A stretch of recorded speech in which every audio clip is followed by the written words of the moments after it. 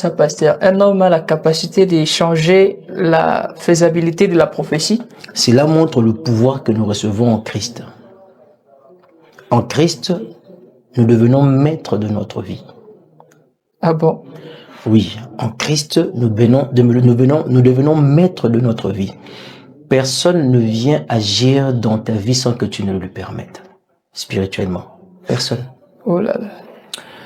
Même Dieu ne te tue pas quand tu ne veux pas. Quand tu ne veux pas mourir, tu meurs pas, le chrétien. La plupart, tous les chrétiens pratiquement qui sont morts, ils ont souhaité partir. Si Jésus, à la croix, n'avait pas dit « Je remets mon esprit entre tes mains », il n'allait pas mourir.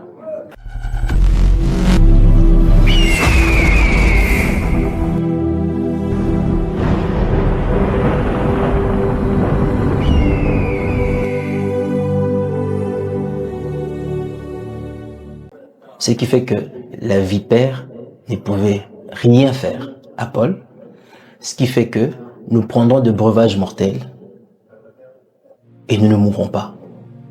Amen. Pas seulement que nous ne mourrons pas, mais ça ne fera aucun mal. Ça, c'est ce que dit les Écritures. En train de traduire la transformation de notre corps qui devient très spécial après avoir reçu le Christ. Autre chose que l'Esprit de Dieu me montre. Pendant que Paul est en train de parler de ces choses que je montre, Paul, berger, il a été pratiquement chicoté partout où il est passé, frappé, persécuté. Le corps de Paul n'avait plus mal. Comment ça, pasteur? Il vivait dans ces choses. Il était prêt à cela. Il y avait quelque chose dans son corps. Il y avait une particularité dans son corps. À cause du Christ, c'est pas lui, nous tous. Nous tous, c'est pas seulement lui. Mais Dieu me permet de voir ça dans Paul. Ok. Ce qui fait qu'on pouvait prophétiser sur lui. On dit que le propriétaire de cette ceinture, par le prophète Agabus, il dit, celui qui porte cette ceinture, là où il veut aller là, on va le tuer, il va aller prêcher. Il voulait aller prêcher à Macédoine, je pense, à Macédoine, n'est-ce pas? Exact. Et on montre qu'il va mourir. On va le tuer, on va le lapider, on va faire tout ce que... Mais il accepte d'y aller. Il accepte d'y aller. Tu vois cette dimension? Il était conscient de la nouvelle capacité céleste que son corps regorgeait. Non seulement ça, regardez, je vais vous ouvrir une dimension rapidement et puis on va passer. Paul savait qu'il était capable de changer le sens de la prophétie qu'on avait faite. Ce qui fait que quand il est parti, il a prêché, on ne l'a pas tué, il est allé prêcher encore dans d'autres villes. C'est comme si la prophétie d'Agabus n'avait pas marché. Comment ça, pasteur? Un homme a la capacité de changer la faisabilité de la prophétie. Cela montre le pouvoir que nous recevons en Christ. En Christ, nous devenons maîtres de notre vie. Ah bon? Oui, en Christ, nous devenons maîtres de notre vie.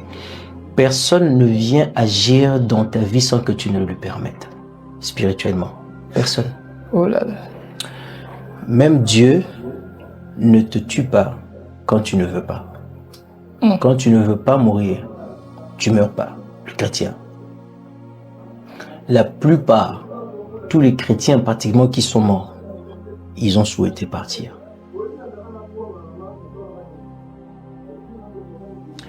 Si Jésus, à la croix, n'avait pas dit « Je remets mon esprit entre tes mains », il n'allait pas mourir. Il devait remettre. Comment il s'appelle l'autre là, le diacre là qui a été lapidé? Étienne. S'il n'avait pas, dans Acte 7, je pense, 4 ou 7, 7, ouais. Si il n'avait pas dit « Seigneur, entre tes mains, je remets », s'il n'avait pas fait cette prière-là, il ne serait pas mort. Oh. Il ne serait pas mort. Et les douleurs que nous, on pensait qu'il ressentait sur son corps avec ce qu'on faisait, en principe, ce n'était pas le cas pour lui. Il était ravi dans une autre dimension déjà. Le corps du chrétien devient spécial. C'est pas encore total, mais ce n'est pas non plus comme c'était quand il était païen. Ok. Je sais pas, c'est que si tu comprends, ça fait partie du salut. Le salut ne prend pas seulement ta dimension spirituelle, ça prend même ton corps. Voilà pourquoi, dans l'église primitive, ils ne tombaient pas malades. Comment? Il n'y avait pas de malades parmi eux. Oui, mon frère, ma soeur, je te dis vrai, tu n'es pas obligé de tomber malade. Tu n'es pas obligé. Tu as Christ en toi. Regarde comment la Bible dit. Si quelqu'un parmi vous est malade, parce que parmi eux, les gens n'étaient pas malades.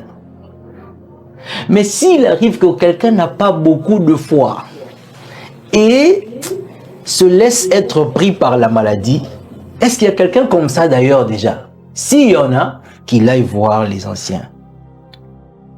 On va faire la prière de foi pour lui, il sera guéri. Non, pas le médecin, les anciens.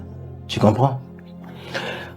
Tu vas constater que toutes les guérisons que l'on a données dans la Bible, que l'on a témoignées, ce sont des guérisons que les apôtres ont fait sur des païens. Pas pour les chrétiens. Sur des païens, parfois dans la rue, parfois dans une nouvelle ville, ils sont partis, ils ont prêché la parole et puis ils ont guéri les malades. Parfois c'est quelqu'un qui était devant la porte, un mendiant, qui attendait la guérison, qui attendait l'argent et puis il reçoit la guérison. Mais au sein de l'église, dans le peuple de Dieu, dans les sauvés, il n'y en avait pas. Le corps était différent. Mais pasteur, qu'est-ce qui fait que le chrétien d'aujourd'hui tombe malade? Parce que la révélation, c'est cette connaissance. Le peuple de Dieu est en train de périr. C'est pas le peuple de Satan, c'est le peuple de Dieu. Ce sont des vrais chrétiens. Nous sommes des vrais chrétiens. Mais en fonction de ceux que nous connaissons ou de ceux que nous ne connaissons pas, on peut souffrir. Alors, le peuple de Dieu périt parce qu'il lui manque la connaissance. La connaissance, ok. Et la Bible dit, vous allez connaître la vérité et elle va vous affranchir. Nos corps, frères et sœurs, sont spéciaux. Depuis que nous avons reçu Christ en nous, nos corps sont faits pour porter la divinité. Amen. Et que ça soit le reflet de l'autorité céleste, de la bienfaisance céleste. Nos corps. Tu comprends? Très bien. Je voulais dire quelque chose ici, je ne sais pas si les gens... Je voulais dire, tu peux me refuser qu'un moustique se pose sur ta peau. Tu peux me refuser, tout dépend de ta foi. Tout dépend de ta foi. On est spécial. Alors, c'est ce que je voulais montrer. Paul dit ça dans 1 Corinthiens 15, mais tu te rends compte que il y a une réalité, il y a un chevauchement des dimensions en attendant que ce qu'il est en train de dire vienne pleinement. Et tu as vu ça dans sa vie, tu as vu ça dans la vie de Étienne et même dans la vie de Jésus. Parce que Jésus, déjà, il avait un corps spécial. Même avant de mourir, son corps était spécial. Pourquoi? Parce que son corps, déjà, n'est pas venu d'un homme. Ok. Tu comprends? Très bien. Nos corps sont spéciaux. Alors, très rapidement, pour le temps qui nous reste, on va rapidement prendre Romains chapitre 6. Romains chapitre 6, verset 6 aussi. On va lire.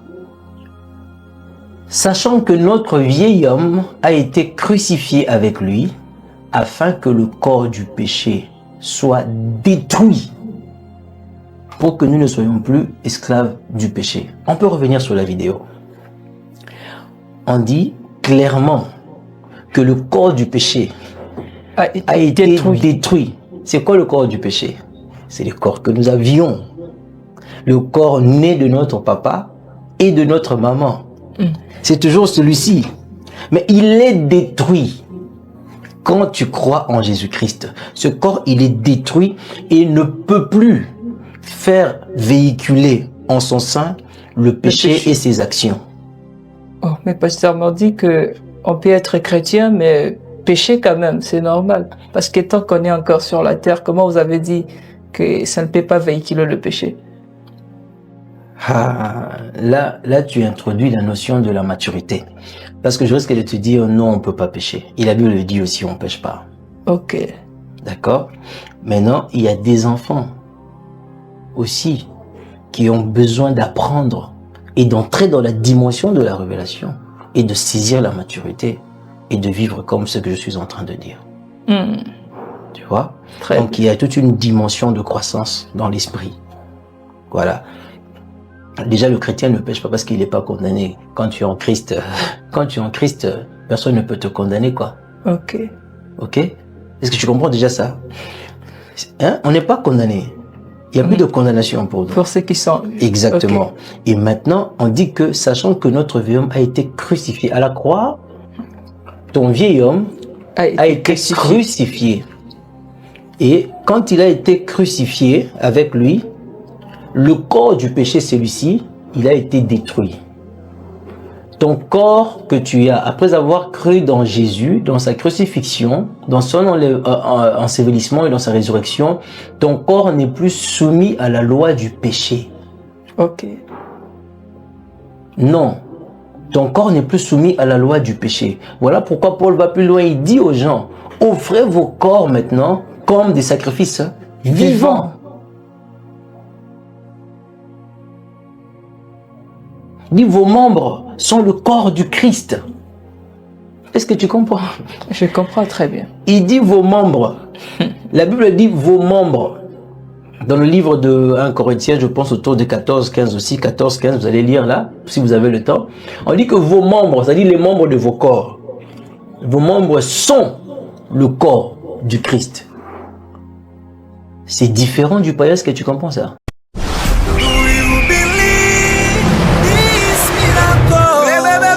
Supernatural dunamis power. Rakoto